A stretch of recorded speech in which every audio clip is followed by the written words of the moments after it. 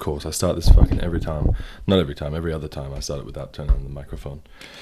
Good morning. Welcome back. It is morning this time, Thursday the 19th of January. I was doing a podcast actually 9 hours ago, and I'm back doing another one straight away because I'm a dickhead and I left yesterday so late. So good morning. And the worst part about it is, like, what am I going to talk about, right? What can I talk about? Anyway, maybe we should retouch on that body as a temple thing. I woke up this morning, and I'm pretty exhausted. I've been back in the gym a couple of days this week.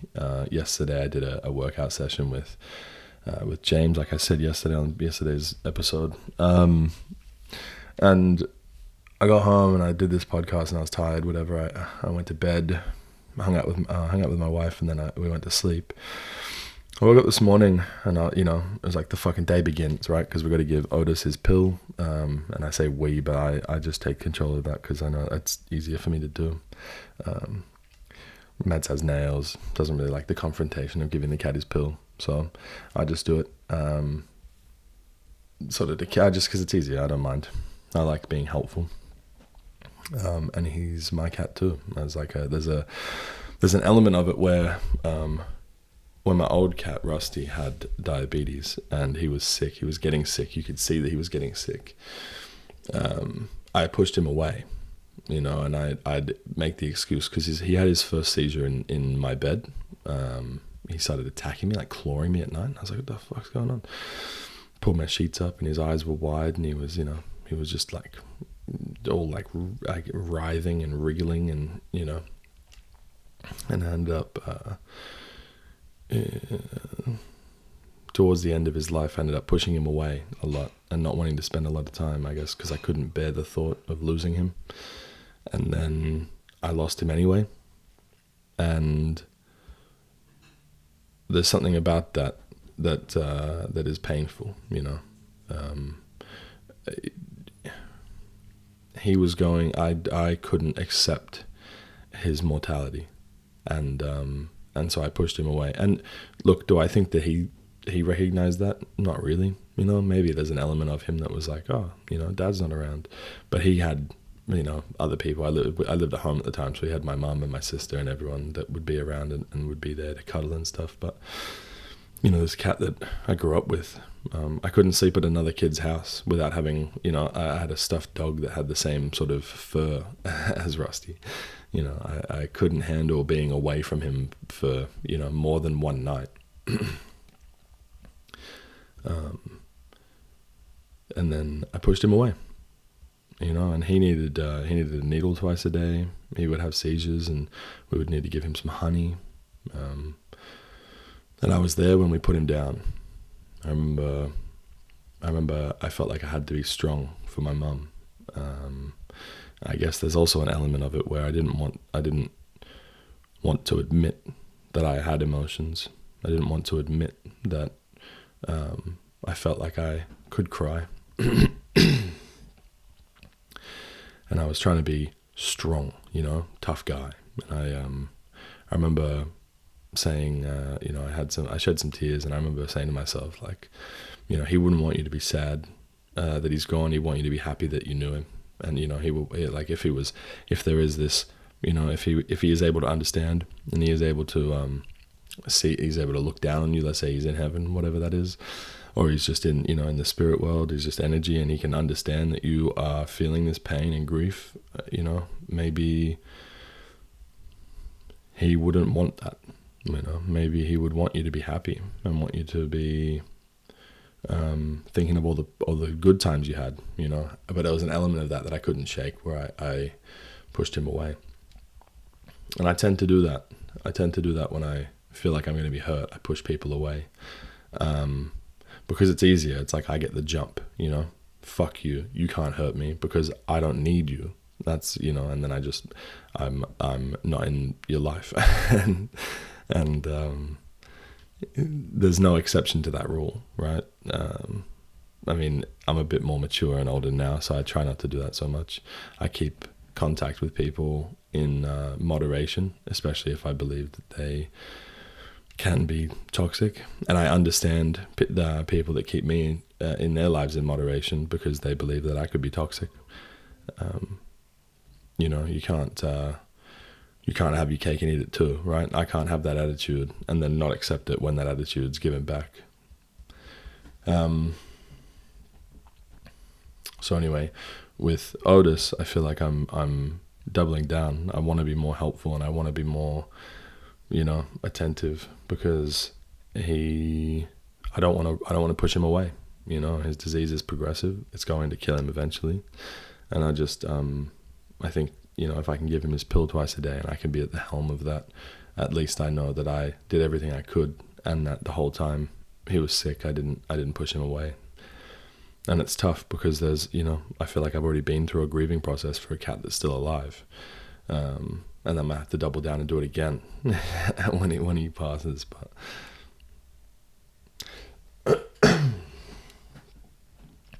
I kind of wanted to, I said the other day about how I didn't feel like this was as entertaining, and it's meant to be raw and vulnerable, but this morning in my exhaustion, I want to say in my exhaustion, I don't know, I just woke up and I was feeling emotional. I got up and I did some stretches, whatever, because I'm feeling a bit sore from boxing yesterday, and maybe it was doing the stretches that did it. Maybe I'm just getting rid of all that negative energy. But I put on some music when I was listening to that new Flowers song by Miley Cyrus. And then that was followed up by Nothing Else Matters by Metallica. And they just both of them just have like these, I don't know, this energy about those songs. They're like moody songs. Anyway, I shed a tear in the kitchen this morning. And I couldn't tell you why. It was just this overwhelming sadness, I want to say. It was an overwhelming sense of... I really don't know how to describe it other than just like pure empathy, right? So I was like... I was weeping for other people's grief. So...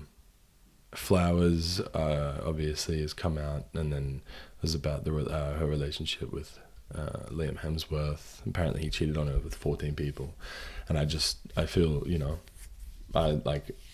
she doesn't need, obviously Miley Cyrus doesn't need fucking any empathy. She's a boss bitch, but there's like an element of it where it's like, I can't imagine sleeping with anybody other than Mads when I've made that commitment, right?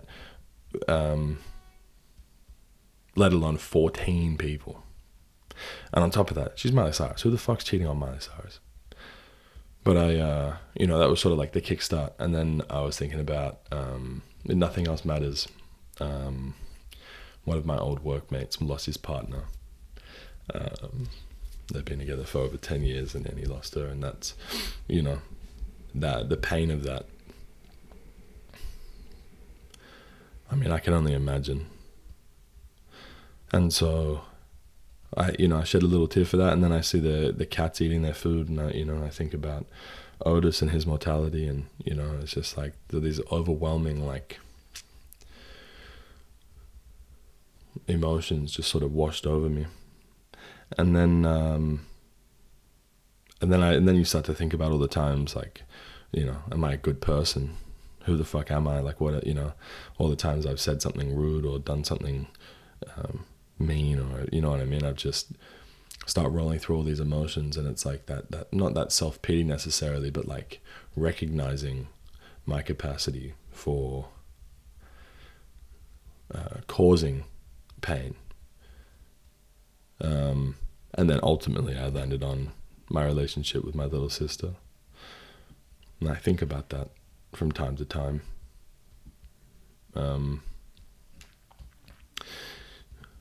It's tough because I want to get into it here, but there's an element of it that, fuck it, we'll get into it. It's an audio journal, right? It's meant to be what I would write down in the pages of a book that no one else sees. Growing up, it was just my sister, myself, and my mum. Raised by a single mum, single income household. And I didn't show enough love to my sister.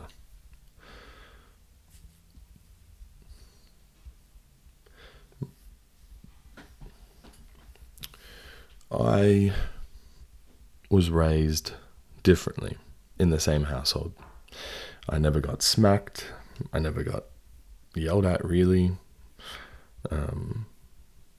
Mum was patient with me and she tried to explain things. And I guess just my personality in general was a little bit more easygoing, less confrontational, less out there and boisterous and loud. Not that that's a bad thing, you know, that they're some of the best qualities of my sister, but I think that she copped a lot. I feel like looking back, I can recognize that Mum was a little less patient with her. Maybe it's because they were both females and she understood. You know, Mum had a bad relationship with her mum growing up, left home at 16, so maybe it was something to do with that. Anyway,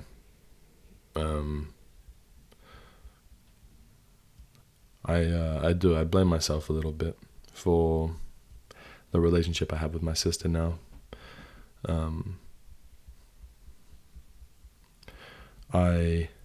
Like I said, I don't think I could have shown her more love when I was growing up, more respect, involved her a bit more. You know, we only had each other, but every time she wanted to hang out and play, I would exclude her. With the other kids in the street, like they were my friends and they couldn't be her friends too. And I just, you know, I wish that if I went back, I would have developed stronger bonds with her, because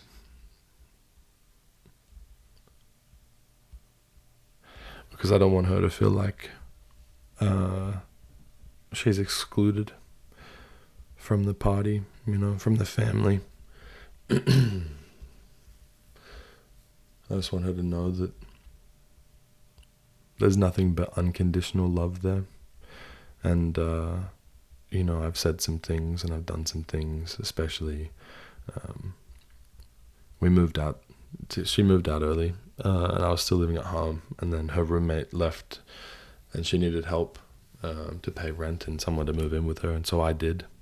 And there was part of that where I wanted to move out of home anyway. There was another part of that where I really wanted to help out my little sister, because I didn't want her to feel like she had to come back home, because home wasn't the best place for her to be. And so I moved in with her. I ended up going about $3,500 in debt, because I had to go and get loans out and stuff so that I could like afford to live out of home at the time. I just wasn't prepared to. You know, when she moved into that place, I moved her entire bedroom over for her while she did essentially fuck all and just socialize with people, you know, and I did it because I love her. And then living together, tensions were high, and we just treated I didn't treat her like I was a roommate. I treated her like I was an older brother. And so, you know, I was very permissive, and I was very, I want to say demanding, controlling even. And so tensions were high when we lived together. And there's something about that. I guess I had to go through it to know that that was not the right way to treat a situation, or any situation. But we ended up having a really bad argument one day. And I think that caused irreparable damage. And that all stems from me having too much pride. You know, my ego was too big, and I just had to fucking say whatever's on my mind and tell her what a fucking useless piece of shit I thought she was. And that's wrong, man, because I don't believe that. I don't agree with that. I don't think she's useless at all. I think she's smart and funny. I think that even though she can be unkind sometimes, I don't think it has intent behind it. And I think that there's something about that needs to be discussed, because how can you be angry at someone who doesn't believe that what they're doing can or should hurt you?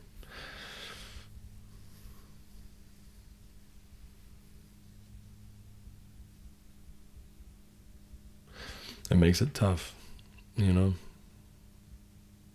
I think back on all the times where I was treated favorably, or I rigged the system so that she would get punished, or, you know,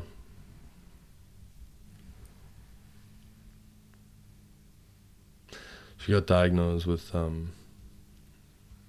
mental health disorders. I don't want to go too far into it because it's not my story to tell, but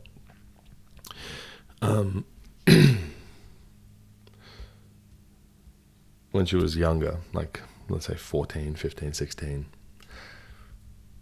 and I think she just became the black sheep of the family. But I don't think it was anyone else putting her there. I think it was just, an attitude, a belief, and then it just turned into reality. And I wish that I could have this conversation in person. And I could say these things in person, but I just don't think that we could look past the sore spots of the past and move into healing those sore spots and having a future where there are visible scars but there's no open wounds. And I just Minnie, if you're listening, I'm not the same person I was when I was 22. I've done a lot of growing, and I love you so much.